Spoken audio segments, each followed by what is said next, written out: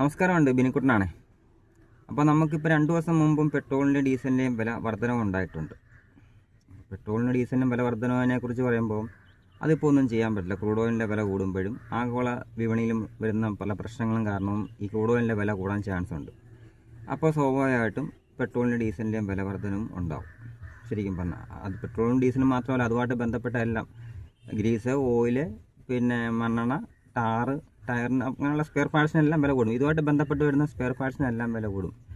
അപ്പോൾ നമ്മൾ ഓട്ടോ ടാക്സിക്കാരെ സംബന്ധിച്ചോളം പറയുകയാണെങ്കിൽ നമുക്ക് 2022 ലാസ്റ്റ്ലി ഓട്ടോ ടാക്സി നിരക്ക് വർധനമുണ്ടായത് 30 രൂപ മിനിമം ആക്കിയത്, റണ്ണിങ് 15. അപ്പോൾ 2022 നമ്മുടെ ഡീസലിൻ്റെ വില എന്ന് പറയുമ്പോൾ 90 രൂപയാണ്, പെട്രോളിൻ്റെ വില 95. ഇപ്പം ഡീസലിൻ്റെ വില 100 രൂപ പുറത്തായി കഴിഞ്ഞിരിക്കുന്നു. പിന്നെ പെട്രോളിൻ്റെ വില എന്ന് പറഞ്ഞാൽ 115 രൂപയും പുറത്തായിട്ടുണ്ട് അല്ലേ. ഇപ്പോൾ വില വർധനവ് കുറയ്ക്കാൻ പറഞ്ഞാൽ ഒരു സർക്കാരും കുറയ്ക്കത്തില്ല. കാരണം വില വർദ്ധിക്കേണ്ടത് വർദ്ധിക്കും. വില വർദ്ധിക്കുമ്പോൾ എന്തുകൊണ്ട് ഓട്ടോ ടാക്സി നിരക്ക് വർദ്ധിക്കുന്നില്ല? 2022 ശേഷം 2026 പകുതിയായി. ഇതിൻ്റെ ഇടയ്ക്ക് ഒറ്റ ട്രിപ്പായിട്ടല്ലേ വില വർധന ഉണ്ടാകുന്നത്. ഘട്ടം ഘട്ടമായിട്ട് ഓരോ വർഷം 6 മാസം കൂടുമ്പോഴൊക്കെ ആണെങ്കിൽ പെട്രോൾ ഡീസലിൻ്റെ വില വർധന ഉണ്ടാകുന്നു. ഇപ്പോൾ 10 രൂപ പുറത്ത് ഡീസലിനും പെട്രോളിനും എല്ലാം വ്യത്യാസം വന്നു കഴിഞ്ഞു. അപ്പോൾ ഞങ്ങൾ ഓട്ടോറിക്ഷക്കാരെ സംബന്ധിച്ചോളം പറയുമ്പം ശരിക്കും പറഞ്ഞാൽ ഞങ്ങളൊരു ദിവസം കൂടിപ്പോയി കഴിഞ്ഞാൽ ഒരു 5 ലിറ്റർ ഡീസൽ അല്ലെങ്കിൽ 5 ലിറ്റർ പെട്രോൾ അല്ലെങ്കിൽ ഒരു 4 ലിറ്റർ ആ കണക്ക് കൂട്ടിക്കോ.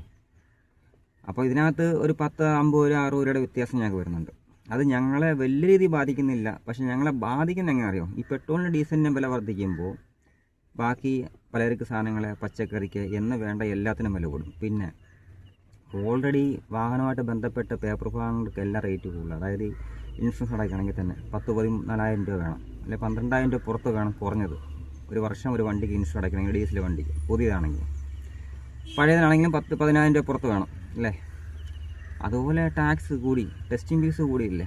അതുപോലെ പൊല്യൂഷൻ ചാർജ്, മീറ്റർ പതിപ്പിക്കണം. വണ്ടിയുടെ മെയിൻ്റെനൻസ് ആണ് ഭയങ്കരം.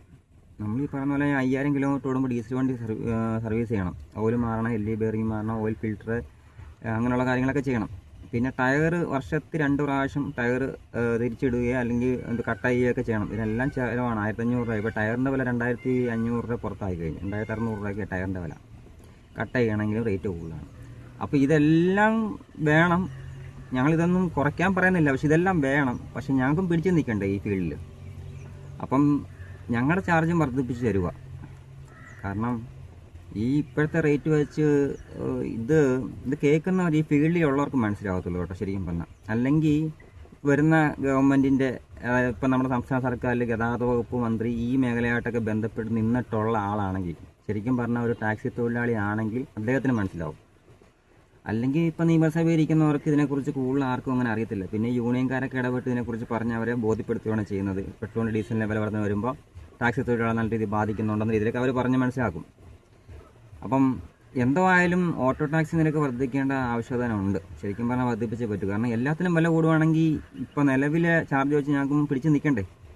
ഞങ്ങൾ കോടീശ്വരന്മാരാകാൻ വേണ്ടിയല്ല, ഞങ്ങൾക്കും ഈ മേഖലയും കൊണ്ട് പിടിച്ച് നിൽക്കണ്ടേ.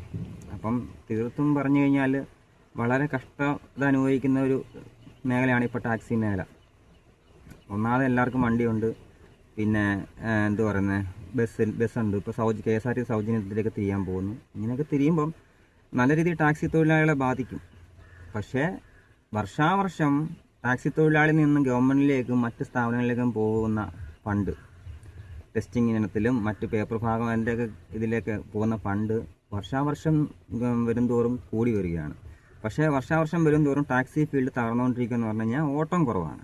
എല്ലാവർക്കും സ്വന്തമായിട്ട് വണ്ടി, കാറ്, അങ്ങനെ മറ്റ് പ്രശ്നങ്ങൾ കാരണം ടാക്സി മേഖല പുറമോട്ട് പോയിക്കൊണ്ടിരിക്കുകയാണ്. പക്ഷേ ടാക്സി മേഖലയുമായി അടിച്ചേൽപ്പിക്കപ്പെടുന്ന ഞാൻ പറയുന്നില്ല, ടാക്സി മേഖലക്കാർ മറ്റ് മേഖലയിലേക്ക് അടയ്ക്കേണ്ട തുക ഓരോ ഇനത്തിലും, വണ്ടിയുടെ ഓരോ ഭാഗത്തിൻ്റെയും ഇതുമായിട്ട് ബന്ധപ്പെട്ട് അടയ്ക്കേണ്ട തുക കൂടി വന്നിട്ടേ ഉള്ളൂ, കുറയുന്നില്ല. എന്നാൽ ടാക്സി ഫീൽഡ് പുറമോട്ടാണ്. ഇതെല്ലാം കുറയ്ക്കുക എന്നുള്ള രീതിയിലേക്കൊന്നും സർക്കാർ തിരിഞ്ഞിട്ടില്ല. പറഞ്ഞു കഴിഞ്ഞാൽ ഓട്ടോ ടാക്സി ചാർജ് കൂട്ടിയാലേ ഞങ്ങൾക്ക് പിടിച്ച് നിൽക്കാൻ പറ്റും. ഇത് സ്വമേധയാ സർക്കാരിന് തോന്നേണ്ടതാണ്. ഇതിനു വേണ്ടി ഒരു സമരം നടത്തി ഈ നാട്ടിൽ ഹർത്താലോ പണിമുടക്കോ ഒന്നും ഞങ്ങൾ ആഗ്രഹിക്കുന്നില്ല. പിന്നെ ഞങ്ങളുടെ പ്രശ്നങ്ങൾ സർക്കാരിലേക്ക് ധരിപ്പിക്കുമ്പോൾ സർക്കാർ അത് നല്ല രീതിയിൽ കൈകാര്യം ചെയ്യാതിരുന്നു കഴിഞ്ഞാൽ, നല്ലൊരു തീരുമാനം എടുക്കാതിരുന്ന സ്വാഭാവികമായിട്ടും ഹർത്താലിലേക്കും പണിമുടക്കിലേക്കും പോകും.